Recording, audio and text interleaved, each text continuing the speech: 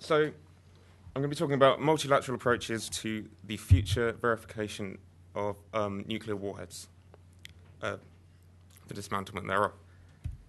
So, to begin with, I'd like to briefly address the relationship between nuclear disarmament and warhead dismantlement. And I'd like to open with the proposition that the dismantlement of nuclear warheads underpins the concept of nuclear disarmament.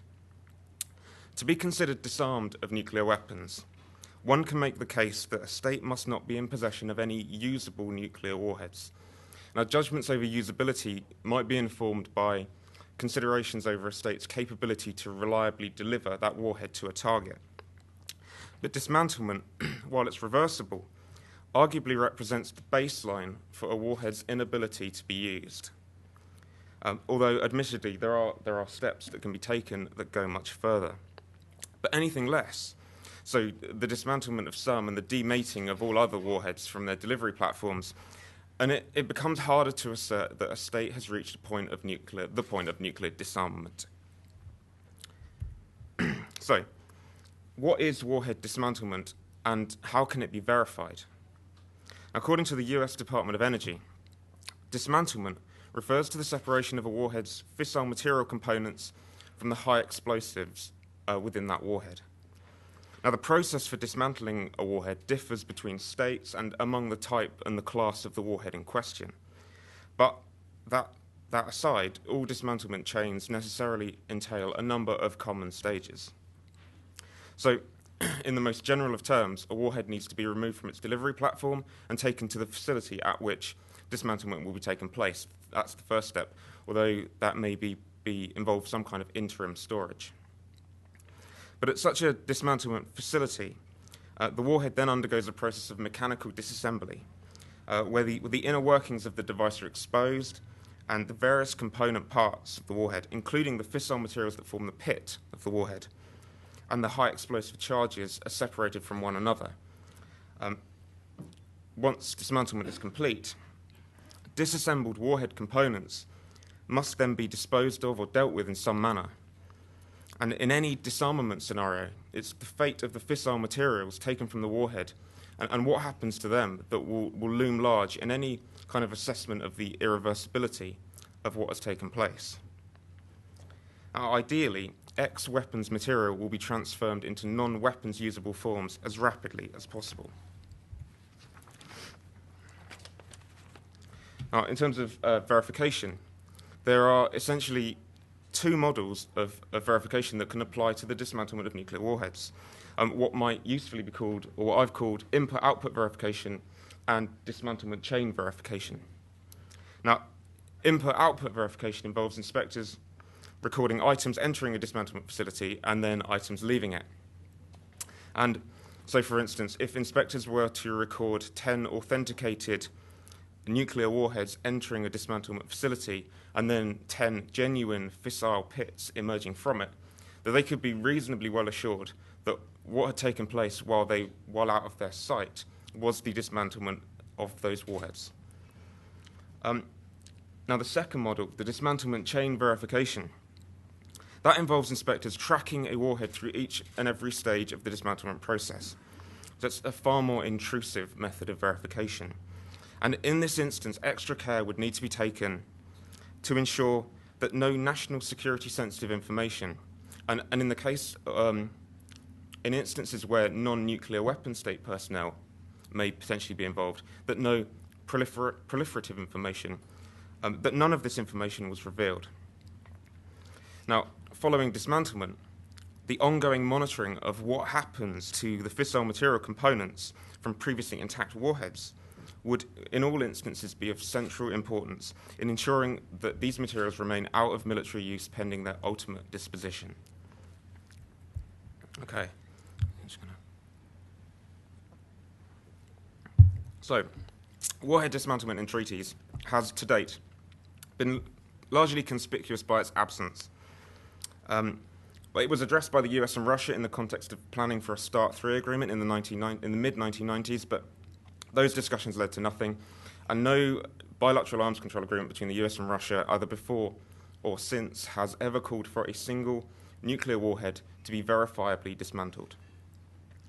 Among the nuclear weapon states of the world in general, warhead dismantlement has so far been a closed-off, unilateral undertaking that has been carried out in the privacy of states-owned weapons complexes and has been carried out for reasons of arsenal optimization and rationalization, not out of any desire to reach the point of zero. Now, that said, it is possible that future agreements may well call for verified nuclear warhead dismantlement. And on the path to a world without nuclear weapons, which, as we all here know, has been gaining increasing political attention in recent years, the verification of warhead dismantlement will play an integral role. So I want to look at three benefits of multilateralizing the process of warhead dismantlement verification. And the first and the likely most apparent benefit of adopting multilateral approaches to this is, I would argue, an increased level of international validity in the outcome. So if dismantlement verification is just to involve one party, then the rest of the world has to take on trust and at face value the final verdict of that state that was carrying out the verification. And not all interested state parties may be inclined to do so. Some states may distrust the technical abilities or the impartiality of the inspecting state. Now, there's an alternative, which is in situations where a nuclear-armed state is causing particular regional concern, that the states in that region may just simply want to see for themselves that the warheads have been properly and fully dismantled. Now, international validity, I'd argue, could be particularly enhanced if the dismantlement of nuclear warheads was to be verified by a well-respected intergovernmental organization such as the IAEA. Now, although it's already only had limited involvement in warhead dismantlement verification, of disarmament verification to date, the IAEA is an obvious candidate if multilateral approaches to warhead dismantlement are to be pursued in the future. The IAEA has decades of nuclear verification experience. It's highly regarded among the international community, and its legal mandate covers the potential for its involvement in disarmament verification. Now, indeed, the IAEA has previously verified the dismantlement of South Africa's small nuclear arsenal in the early 1990s, albeit after those weapons had actually been dismantled. And in addition, the 1996 Treaty of Pelindaba, which establishes the African nuclear weapons-free zone, charges the agency with the responsibility to verify and to quote the dismantling and destruction of declared nuclear explosive devices, as well as the destruction or conversion of the facilities for their production. Now, as was the case in South Africa in the 1990s, an IAEA judgment that a state's nuclear arsenal had been dismantled would likely be sufficient to satisfy much of the international community that that dismantlement had been carried out fully and properly.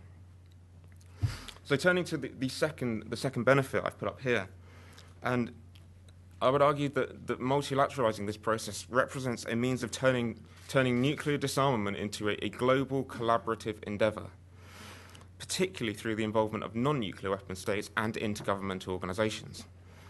Now, after all, the consequences of the use of nuclear weapons would not just be felt by the countries that own them.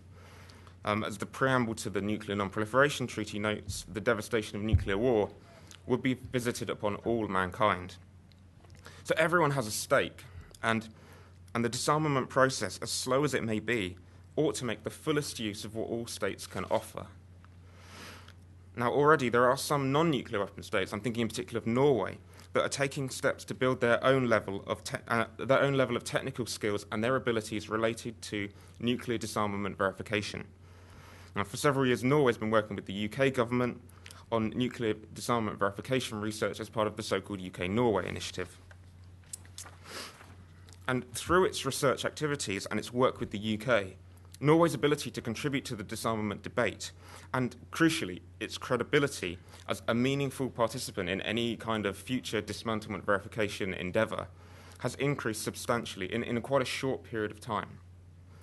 And for its part, the IEA should also be encouraged to develop its level of disarmament verification capabilities so that it can move into action swiftly and with the best preparation possible if called upon to do so.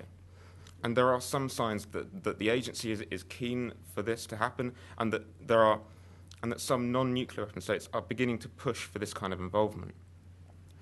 So the third benefit then of multilateralism I'm going to argue, is the opportunities that it presents for the promotion of dialogue and greater understanding among parties on the issues and the complexities involved. Now, this applies to nuclear weapon states, non-nuclear weapon states, and intergovernmental organisations alike. So, in a dismantlement process to be verified by a number of nuclear weapon states, negotiations over verification could generate productive discussions on matters not normally discussed between those countries. And that in turn could lead to breakthroughs over sticking points, or galvanise joint efforts to reach common understandings on difficult issues. Were dismantlement verification to involve non-nuclear weapon states or intergovernmental organisations as well, it stands to reason by being on the inside of the process that those states can better understand the issues and the complexities involved and then better tailor their own research to addressing those problems. Moreover, opening verification up to the pool of non-nuclear weapon states and the IEA substantially increases the human and the technological resources from which the kind of solutions to these problems might come. Okay, I'm going to run quickly through three possible scenarios for multilateral dismantlement verification to actually take place in the real world. They're possible. I'm saying possible. They may not be likely, but at some stage in the future.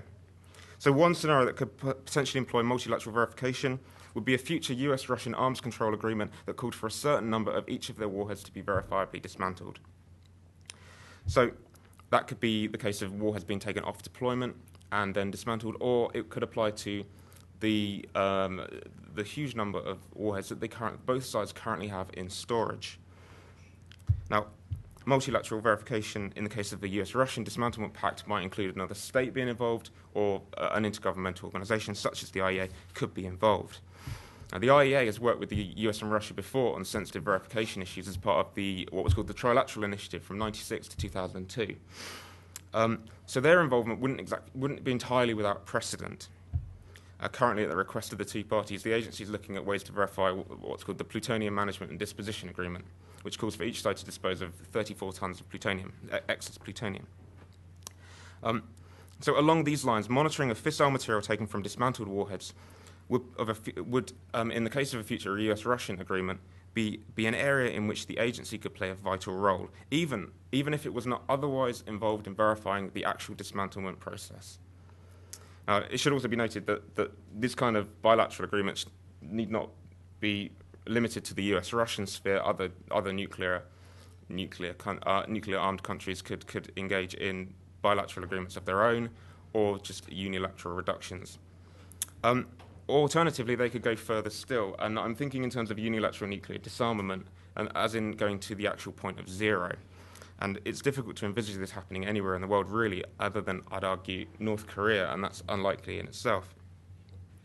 But with regard to North Korea, it's not inconceivable to see diplomatic efforts at some stage resulting in an agreement in which North Korea agrees to do away with its nuclear warheads or its nuclear explosive devices, because we don't really know what kind of form they are, in a verifiable manner.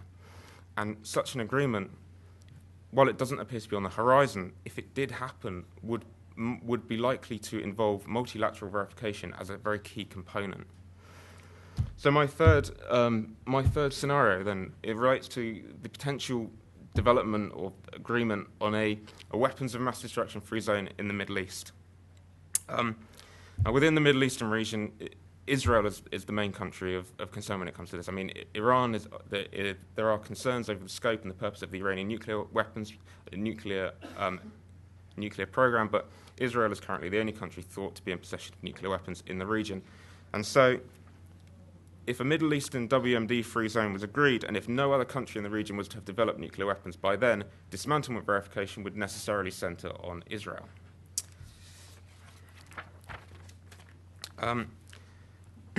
Well, the obstacles to the establishment of a WMD-free zone in the Middle East are many, and they go far beyond the scope of this presentation, but it's suffice simply to say that it's an area in which the IEA could be involved in verification, again, along similar lines as the Treaty of Pelindaba that I mentioned earlier. Now, and I'm running a bit over, so I'll be very quick to conclude by saying a few words about the relationship or the links between the benefits that I've talked about and nuclear stability.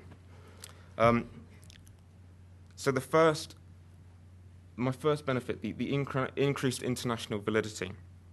Now, I see that as, by extension, a means of building confidence within the international community that states are fulfilling their disarmament or reduction undertakings in good faith.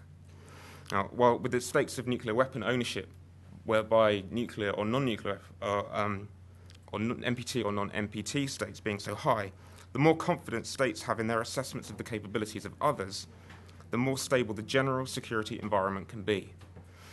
Now, the second, disarmament being a global collaborative endeavour, that represents a means of generating and sustaining widespread momentum for nuclear disarmament, enabling every country to contribute in whichever best ways they can. Within the NPT, every step toward disarmament, however incremental, helps to counter arguments that the 5 nuclear weapon states of the world are not living up to their side of the bargain. And the third, the opportunities for increased dialogue and understanding, impacts on stability because greater inclusivity creates an environment in which trust can be built among treaty partners and common ground found on issues that may have once seemed far apart, and in which nuclear weapon states and others can work together on issues that affect all in ways that benefit all. And I'd like to leave it there. Thank you.